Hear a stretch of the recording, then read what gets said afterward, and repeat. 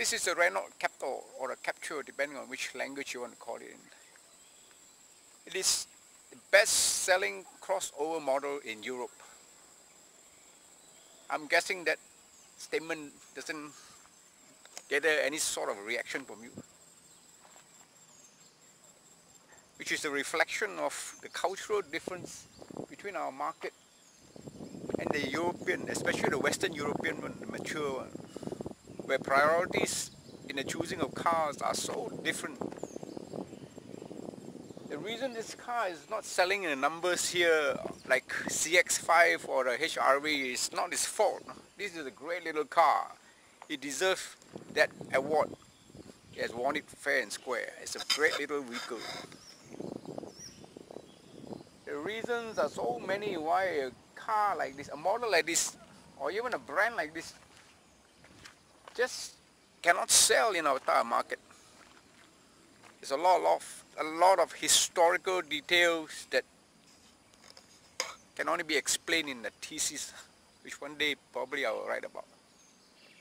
But as it is, I wish that more of you will get to enjoy or experience a car like this, or this particular car, for a few days. After that, I can guarantee you, you'll go back to your Asian car, your Japanese, even Korean, Malaysian cars, and ask yourself, why are you making do with so little in comparison to what these ones offer?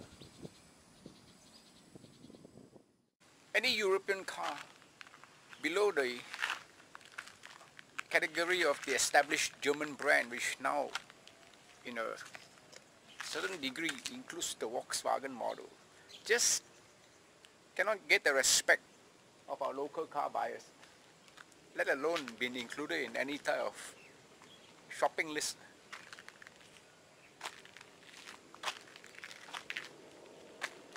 It is a car not only you don't notice, you purposely ignore. Our market is so Asian-centric when it comes to any cars selling below 160,000 or 200,000. There's something like this. Just do not register in anybody's consciousness, let alone any shopping list.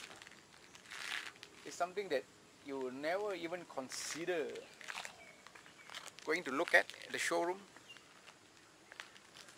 which is a shame, because more of you guys should have a chance to experience this car. Not just a drive around the block around the showroom, but to have it for a couple of days, drive it like normal, and better still go for a long distance drive, because the way the Europeans like their cars, it's all in there, packaged inside there. You need to drive it to experience, to understand what it means to have a quality ride, a sense of well-being that none of our Asian cars, not even up to the standard of the Accord or the Camry, can deliver. That's because the European believe so much in suspension, especially the French. Even among the European car makers, the French do things differently. And what they do the best is suspension. You want to experience what real plush suspension is? Even for a class of car like this, a crossover, which by definition shouldn't have such excellent suspension, but this car will knock your socks off. All you do is drive it for about 10k, especially on bad roads, badly surfaced roads like many of ours in our city, in our suburb. This thing rides over everything with such a plush manner, leaving you very stress-free and very nice. When I first got the car, looking in the cabin, I was wondering why it seemed so bare. How are you going to justify the price asked for it? But after using it for a few days, driving it like I would any car I own, I've kind of fallen for this little thing. It is very well designed, very well put together. The European way, or specifically the French way for this category of cars. Everything falls to hand. There's nothing blustery or over the top or shiny. Subdued, but if you really use it, they're very well put together. Like the controls for the cruise control there, they seem all over the place. With the main button down here, and then they increase in speed or resume or cancel. And then there's a little thing here for the hands-free phone feature. There's not much if we actually count the features, but there's enough. Of course you can add more if the importer actually get more daring and bring in the higher spec one, but due to our crazy ridiculous tech structure, this is about the best they can configure. Seriously, I can live with the car the way it is for a long time. It's a very satisfying car to drive, to own, and so different from what we've been used to in this category. The thing about this French suspension, even for a car of this category, what enables the plushness also makes going over road humps, the bumps, most pleasant imaginable. That is if you don't drive too fast over them, because when you do, it feels like all the components are jumping out of the mounting. It's very shocking the first few times you encounter it, but guaranteed to make you slow down. It's a characteristic of French cars. Something I can live with. The people in Europe buying a car like this would definitely opt for the diesel version, because that's the way to go in Europe, even for small cars. But the manufacturers always have variants like this. In this case, it's a 1.2 liter petrol with a turbocharger. It's an impressive little engine. Can be very frugal, very economical when you're gentle with it. In fact, there's the ego boost or ego coaching mode that teaches you how to actually economize on fuel usage. And it can also deliver quite satisfyingly when you want to push it, like overtaking tight spots and when you get a bit naughty. Then you can see dramatically how much fuel you're using in that mode. On the whole, it cruises very well, combined with the excellent suspension at 110. It feels like most Japanese cars or Asian cars going at about 70. It is that plush, right? And the engine does not feel strained, does not get on your nerves at all. I'm going to introduce you to someone who actually owned a car like this for quite a long period of time. He brought it brand new, kept it for I believe close to 10 years.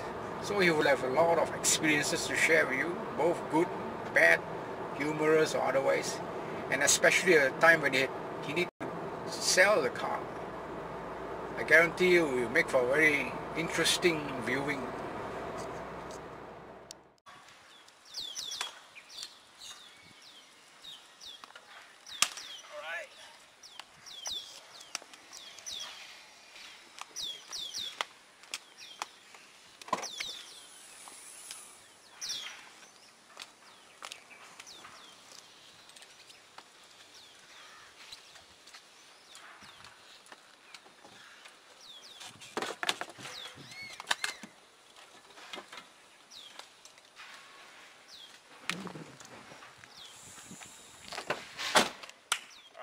Okay, here is a guy, a personal friend of mine who actually owned a French car for quite a long period of time. He has a lot of experiences to share with you.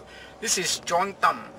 Hi, I am John and I have been a Renault Kangoo user for the last 9 years. I love the Kangoo. And now I've been given this opportunity to drive this Renault Captur. A lot of good memories come back to me. The French flair, the ergonomics, everything feels very well. Just like the old Kangoo that I used to have. Amazing. Okay, what made you decide to buy a French car? It's not something natural for most people. Well, the Kangoo was my second car. My very first one was the Proton. I needed something with needed something with better utility functions, something that I can put my stuff in for my children, for my work. I carry a lot of stuff. So the Kangoo, I realized that because of its spacious features, I find it very suitable for my work as well as for my family. Would you advise people to buy a car that is so unique to this market? Definitely. For me, it's always the Toyotas and the Hondas. So it's always a good change to drive a different brand. And Renault, being French, it gives you a different sense of driving experience compared to the Japanese and the Koreans. When I first had the Kangoo, it was really amazing because the French really thought of a lot of minor details to make the drive more pleasant, and I actually enjoyed the drive. Driving on a Kangoo is no longer going from point A to point B. It's about enjoying the journey, the pleasant drive. You know, you feel better when you arrive at the destination. And I'm getting it when I'm driving the Renault Captur right now. That is something that most Malaysian drivers, especially the younger generation, don't understand what you're talking about because they're so used to this constant diet of Asian source cars, a very different nature from what the European put in their cars. Yeah, definitely. For me to buy the Kangoo, I did not even consult my parents because they would definitely ask me to think twice because of the continental lang wun che terms that they always use. You were well aware of the poor resale value of the car that you were going to commit to, right? I was aware, but like I said, I needed a car for my work and for my family. So at the end, it's not about resale value. It's about me driving it there and then in the present time. And also that car gave you back value that a lot of people will not factor into a car. Correct. You need to drive a French car, then only you understand what I mean. Value. Yes. Feels good. So why did you finally change the car for a more ordinary one? Now I drive a Perodua Alza, so it also have the same function as my Renault Kangoo. I had the Kangoo for the last 9 years. The first 5 years was very good. I enjoyed the car very much. I took care of the car, but unfortunately certain parts keep on failing, especially electronics.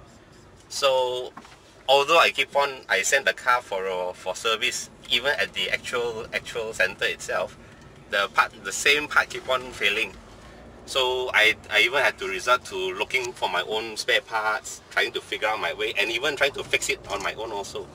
Eventually, I said, okay, the car is good, but at the end, enough is enough. I need to let the car go to get something more reliable. So reliability is a bit of an issue when I had a Kangoo. I'm not too sure about this Renault Captur though. It's a love-hate. Driving the Renault Captur is a love-hate relationship. Almost like your ex-girlfriend. It's like having a very characterful wife. Very demanding in certain aspects, but so pleasing and so amazing in other aspects. It's not really a car that brings you from one place to another. This one focuses. It's all about you traveling to the location, nice scenery, and all the fittings and all the materials surrounding you. It's a nice touch. It feels good. I can tell you that people who actually live with cars like this and still come out of it having favorable opinion are people who have a better sense of what life have to offer. Can easily stop to smell the roses, even notice the roses. A lot of people just go through life from point A to point B, and the majority of cars that are sold here serve their purpose. You buy a car after the initial thrill, and that's it. You change it like you would change your underwear. Yeah, so if you want more to your life, get the Renault Captur. Be daring, go for it. But like I said, go in there with your eyes wide open. Wide open. Yeah. Wide open. I would advise that anybody who wants to go into such a relationship with a car like this is to go in there with your eyes wide open. There's so many sources of information, owners, testimonial, the chat room, forums, and check out all the detail, how well the company is going to support your investment and things like that. Right, right. Definitely. More so now that they give a very extended period for warranty, 5 months, 5 years I think. Yeah. So with that, there is more peace of mind compared to my previous ownership with the Renault, where they gave us 3 years. In the end, driving the Renault Captur right now, the feeling is very different compared if you compare to a Toyota or a Honda. And with a car like this, when you buy brand new, there's no such thing as upgrading 3 years, 4 years down the road, because it doesn't make economic sense, and you will lose your pants if you actually sell the car that early. The depreciation is frightening. But if you think of like the way John used it as a business tool, you can even write in the depreciation cost. You're already realistic about how much you're going to lose. But still, it's an ordeal trying to get rid of the car at the end of your relationship with it, isn't it? Yes, correct. But in the end, there was a buyer for my Kangoo, so no issue selling it off. Yeah. So there you have it. From a guy who has gone through the whole ordeal of owning a car like this in our Malaysian environment.